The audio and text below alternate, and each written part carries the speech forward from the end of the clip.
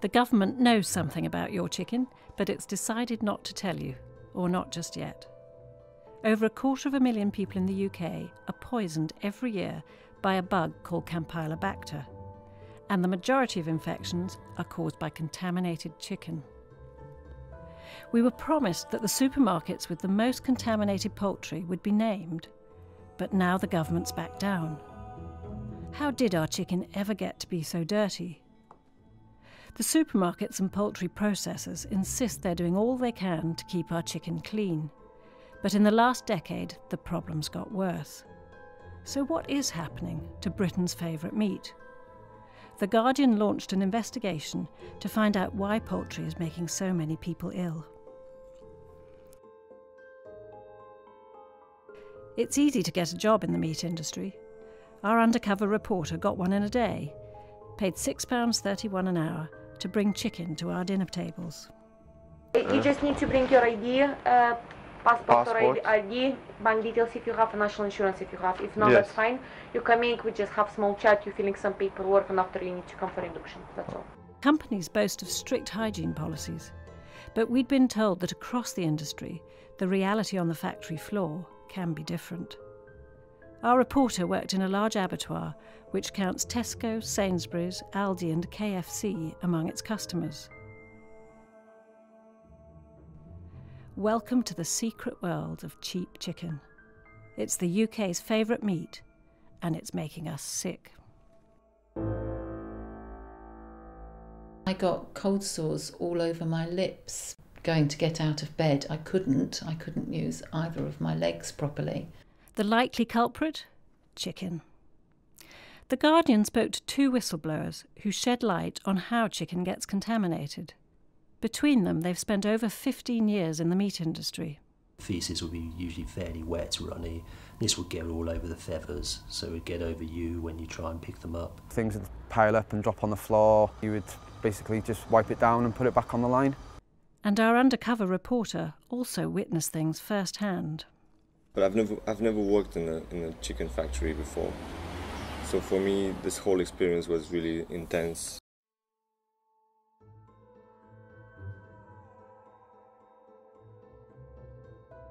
Britain loves chicken. We eat more than 1 million tonnes of poultry a year. But Campylobacter also loves chicken. The government's own tests show that 2/3 of fresh poultry is contaminated with the bug. You can kill it with thorough cooking, but it's easy to spread from raw meat. Campylobacter is really important. We know it's the most serious and most impactful foodborne disease. So there are over 280,000 cases each year in the UK. Many of those lead to GP referrals. Many people have to go to hospital. We know that some people suffer serious long-term complications, and very unfortunately, some people die. And we also know that the majority of those cases can be linked back to poultry.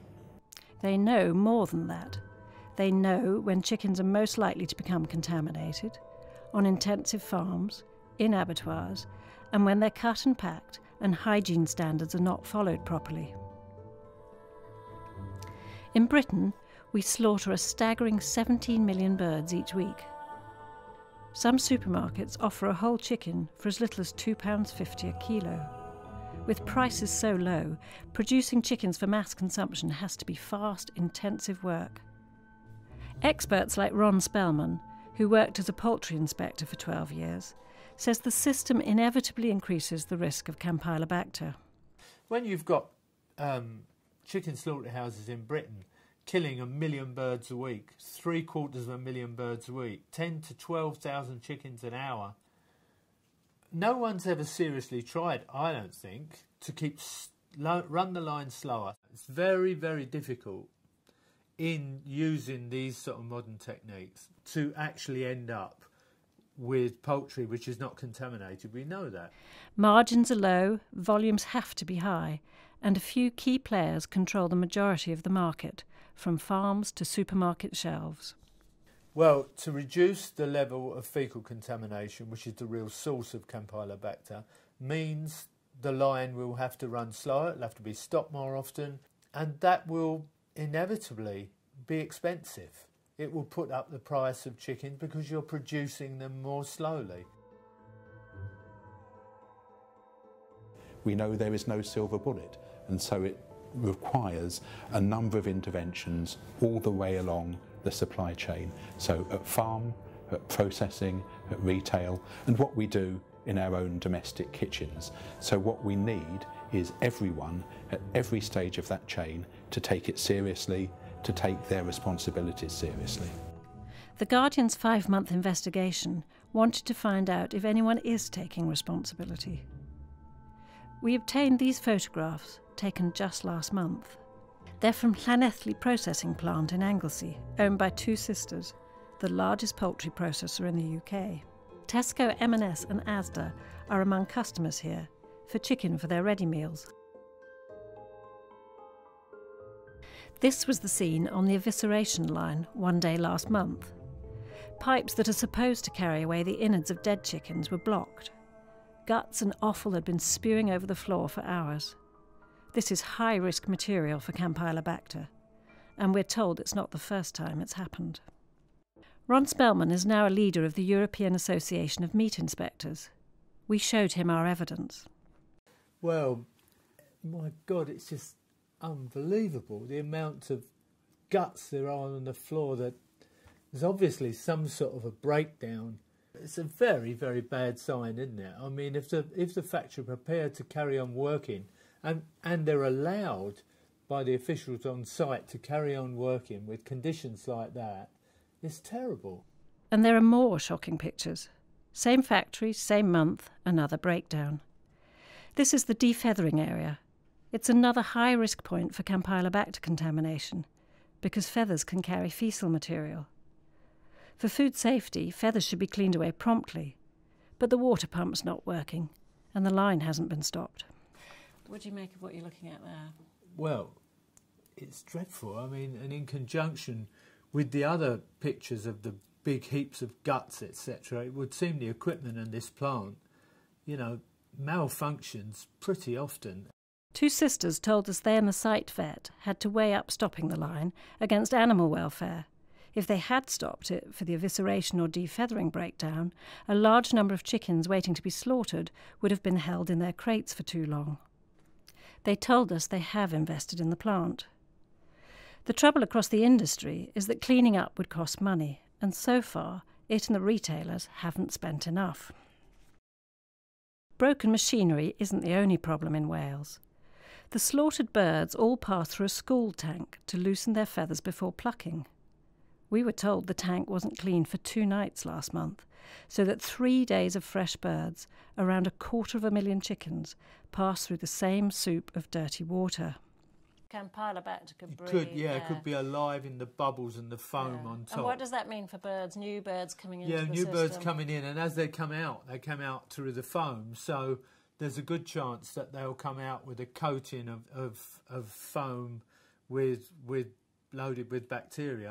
The company said this was an isolated incident that only lasted 1 day, and that it tested for bacteria levels and found no problem. Photographs aren't the only evidence we have about two sisters. We also spoke to Jamie Pritchard. He worked at Llanelli for 4 months, debreasting chickens on the production line until he left in August last year. He says there were occasions when things operated well, when clients were visiting to audit the factory. I think it's quite prevalent that, if there would be a site audit that day, everything would be absolutely perfect. The line speed would be running at the correct speed. The carcasses would be clean. There'd be no faeces inside.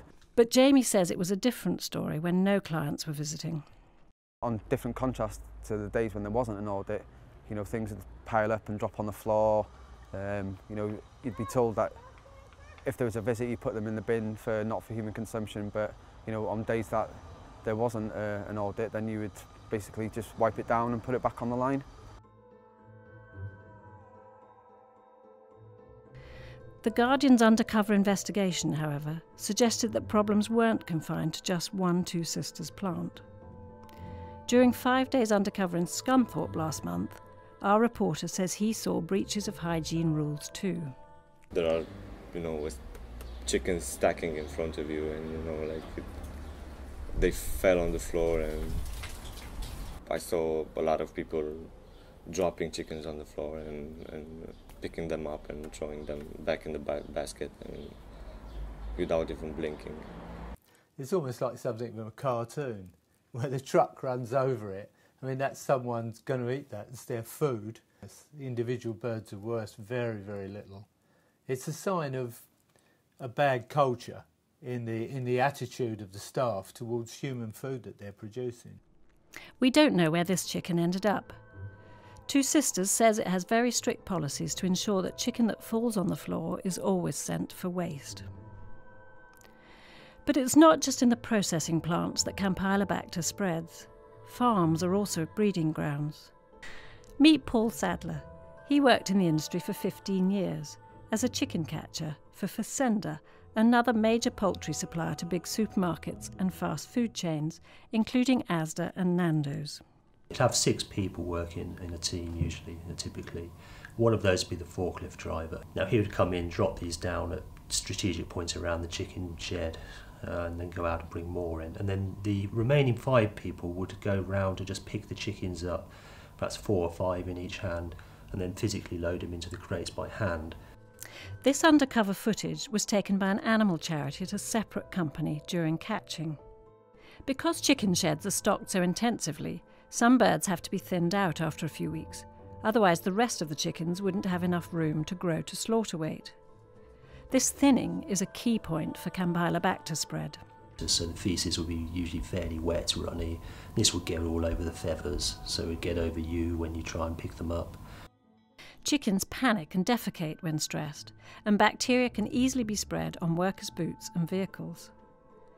And some birds are crated for hours while being transported and waiting to be unloaded for slaughter, increasing stress levels and Campylobacter spread. Paul says that during his time with the company, workers didn't always follow the rules for reducing the spread of the bug. As far as biosecurity was concerned, they used to pay lip service to it, but the emphasis was always on trying to demonstrate that they'd complied with the legislation or good practice rather than actually following it. Fazenda told us this wasn't true and said it had invested heavily in good wages and training to make sure staff were highly motivated to follow the biosecurity rules.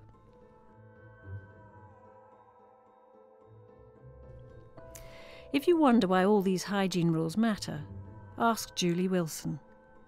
A nurse from London, she's got all too direct experience of Campylobacter. For some, the bug means a few days off work with diarrhoea and vomiting, but not for Julie. I wasn't bouncing back. I still, even when I began to be able to eat a little bit, didn't feel better. And then I got cold sores all over my lips. It wasn't till the following day when going to get out of bed, I couldn't use either of my legs properly. Julie had developed Guillain-Barré syndrome, an autoimmune disease that's a rare complication of Campylobacter. I lead as normal a life as possible. I'm as independent as I can be, but I am not back to normal at all, and probably will not be ever. We think it's the job of industry to crack this problem. They're making money from selling chicken. They have the levers, they have the resources to reduce the levels of Campylobacter in poultry. The government, in fact, got so frustrated at lack of progress, it announced that it would name and shame processors and retailers for their Campylobacter counts. It now has the results of new tests to do just that. But the industry has persuaded it to back down for the moment. Isn't not publishing their names letting them off the hook? It's a judgment call as to what we publish when. Our view is that if we publish the results piecemeal in dribs and drabs, we won't ask people to draw unwarranted conclusions from partial data, but other people might. And we don't want consumers being misled or confused. The Food Standards Agency says it won't publish the names until next year. So for now, what we do know is that around 2 out of every 3 chickens we buy could make us sick. Even though the Guardian investigation has recorded scenes like this, the government still says that the public will have to wait before it names the supermarkets.